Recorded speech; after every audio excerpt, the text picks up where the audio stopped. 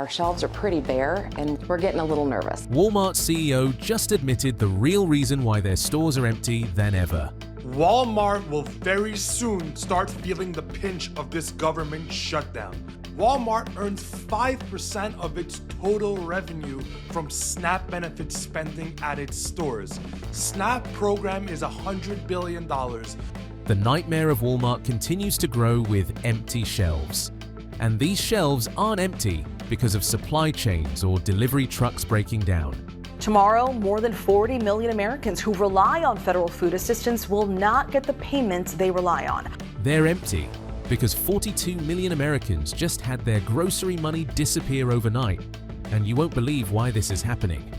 42 million Americans losing their food stamp benefits today. That's 1 in 8 Americans. Walk into any Walmart right now and something feels different.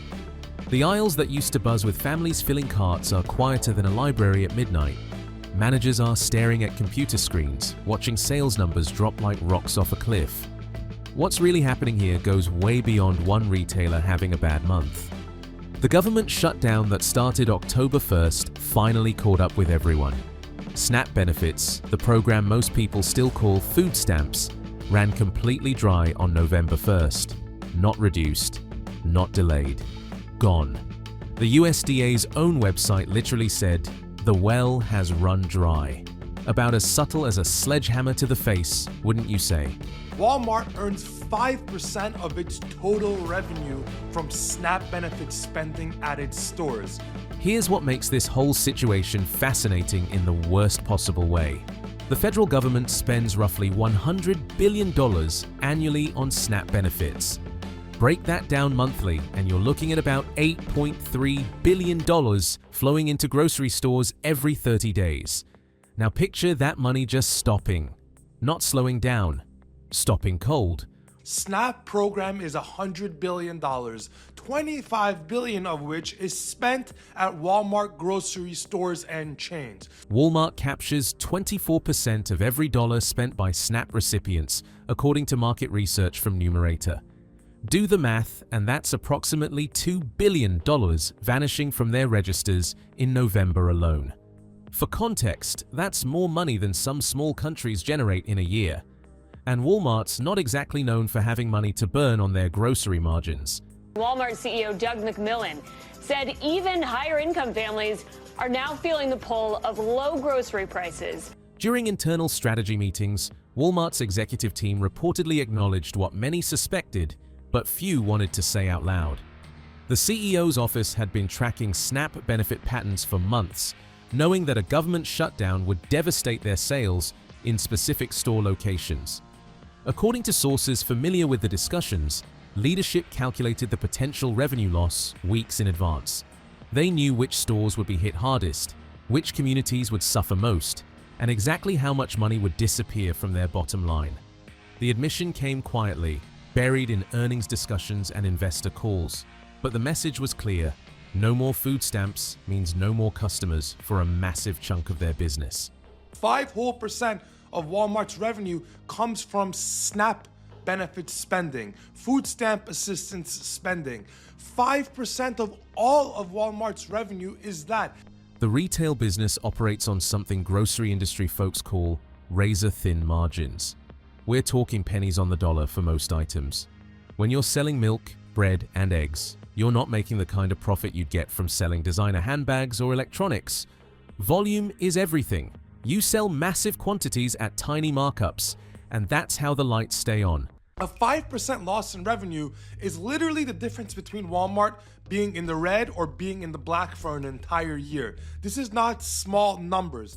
Losing 5% of your total revenue in this business isn't like losing 5% anywhere else. It's the difference between showing a profit at year-end or explaining to shareholders why the company went into the red. The executives at Walmart headquarters aren't losing sleep over abstract economic theories. They're watching their entire business model get stress-tested in real time. Roughly 60% of his shoppers use SNAP benefits.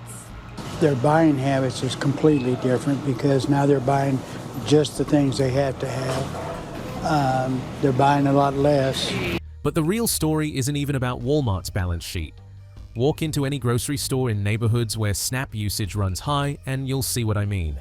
Store managers at small chains like Happy Foods in Kansas City report that roughly 60% of their customers relied on those benefits.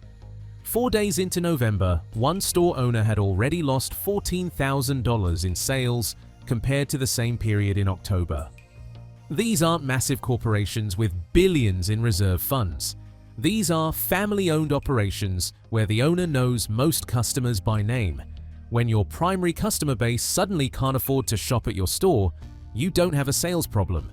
You have an existential crisis. It hurts the people that are getting the food stamps. It hurts our employees because as business goes down, you got to cut back on hours. The purchasing patterns shifted overnight in ways that would make any business analyst's head spin.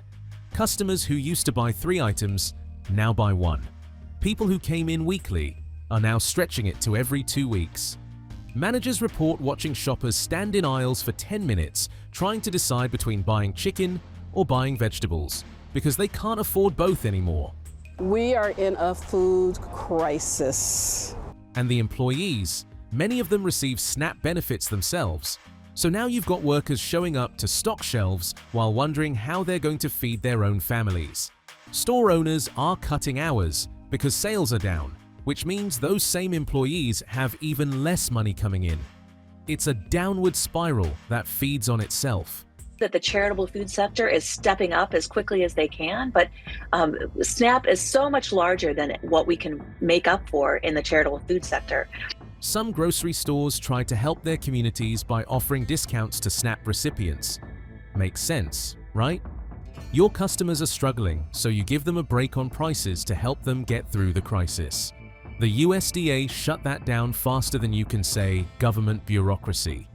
They sent emails to grocery stores across the country warning them that offering special discounts to SNAP customers violates something called the Equal Treatment Rule. If you're finding this information eye-opening and want to stay updated on what's really happening behind the headlines, hit that subscribe button and turn on notifications. We're tracking this story as it develops. Many of the employees at Walmart, many of them may be members of SNAP benefits. They may have a family member that received some. Now let the facts sink in. During a crisis where millions of people can't afford food, the government told stores they're not allowed to help by charging less. The official reasoning is that SNAP customers must pay the same prices as everyone else. On paper, that sounds fair. In reality, it means stores that wanted to do the right thing got threatened with violations of federal program rules. So you can only imagine the loss in productivity if Walmart's employees begin to lose some of the food that they were getting. The numbers paint a picture that most people don't want to look at directly. In fiscal year 2024, SNAP served an average of 41.7 million people per month. That's roughly 1 in every 8 Americans. The average benefit was $187 per month, which breaks down to about $6.20 per person per day. Not exactly living large on steak and lobster like the stereotypes suggest. Now they have to think twice as long about how and when their next meal is coming from. As this government shutdown. Among those 42 million recipients, 73% live below the poverty line. For a family of 4, that means annual income of $32,150 or less. Take a moment and think about trying to feed 4 people on that salary in today's economy where a gallon of milk costs $5 and a pound of ground beef runs about $7. Normally people buy maybe 3 per item. Well, now they can only afford 1. So this is causing a ripple effect. The ripple effects extend far beyond just grocery sales. Every dollar invested in SNAP generates approximately $1.54 in economic activity, according to federal studies. That multiplier effect means when SNAP spending stops, the damage spreads through entire local economies like dominoes falling in slow motion. Thousands in our region are still left waiting for relief.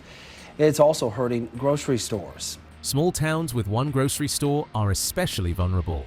When that store loses 30% or 40% of its revenue because SNAP benefits dried up, they start making tough decisions. Reduce inventory, cut staff hours, Stop ordering fresh produce that might go bad before anyone can afford to buy it.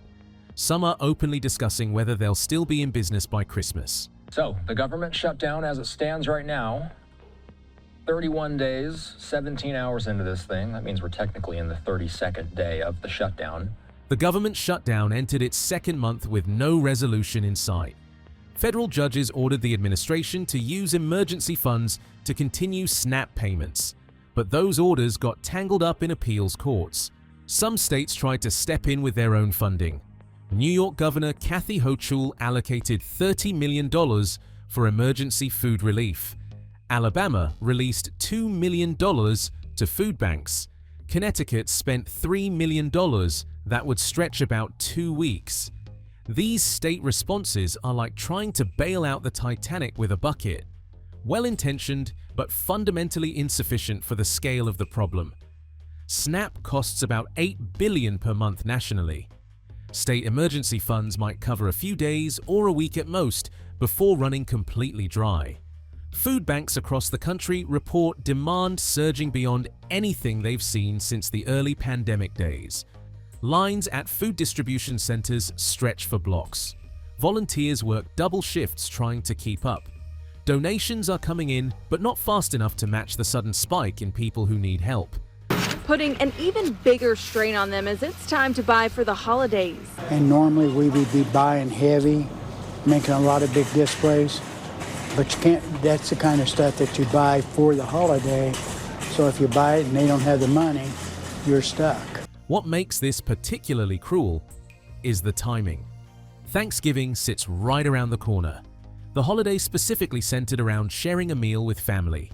Millions of households are now making calculations about whether they can afford a turkey this year, whether the kids can have the same Thanksgiving dinner they've had every year of their lives.